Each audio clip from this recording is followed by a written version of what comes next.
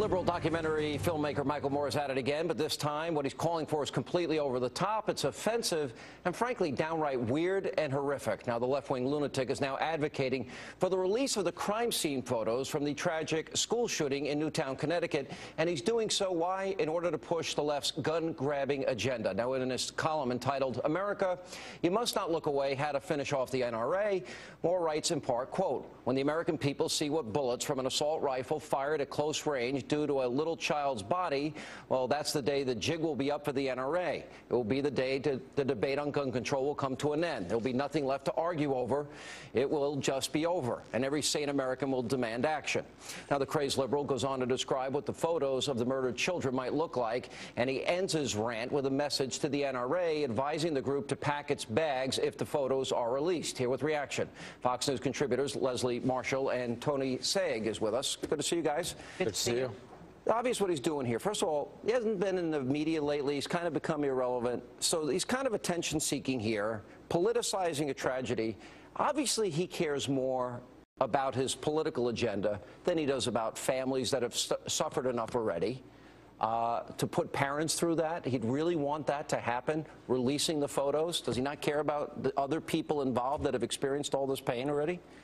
Michael Moore doesn't speak for all liberals or all people like myself who want more gun control. And as a mom, I'm certainly a mom first before I'm anything political. And to show children who are dead is horrific, in my opinion. I understand what he's trying to do. He's saying, look, if you're backing these guns and you're saying you don't want these types of guns banned, NRA is who he's really attacking. You need to look at the carnage. But there's a way to do that without showing There's also another side of this. If we want to go that far, maybe the woman that was about to be raped, and I've interviewed a lot of people who would not be here today but for firearms. Maybe the woman that was about to be raped or the family that was about to be killed that used a weapon to kill a rapist or a murderer or a thief in their house, maybe we should show those photos so people would say, hey, guns save good people's lives.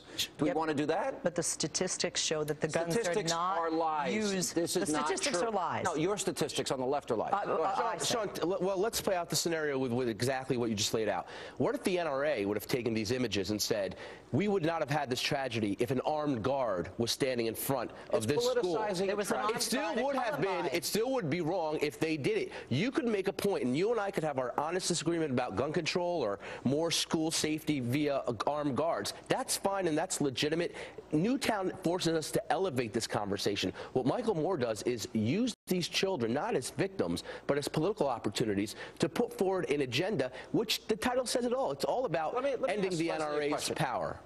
What are you ever going to do if somebody, God forbid, breaks into your house? What do you do? If they can get in, they've earned it.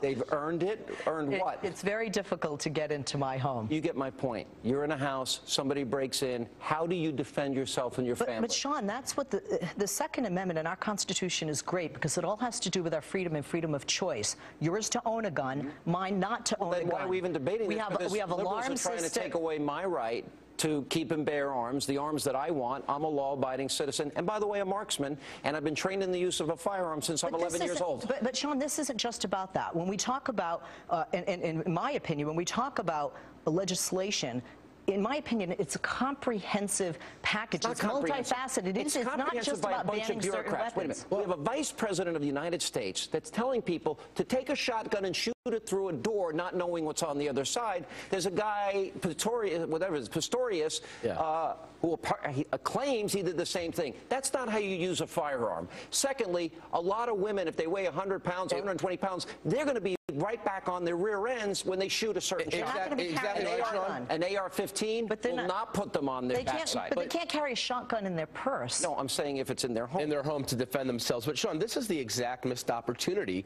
that liberals have forced us to go toward since Newtown. There were people, conservatives who I know are very pro-gun, who after Newtown said, this commands our attention, our respect, everything is on the table, let's have a comprehensive conversation. We now know when revisiting the issue of gun control, which by the way, President Obama did not do a thing about, getting him an F rating with the Brady campaign for gun violence for his first 4 years.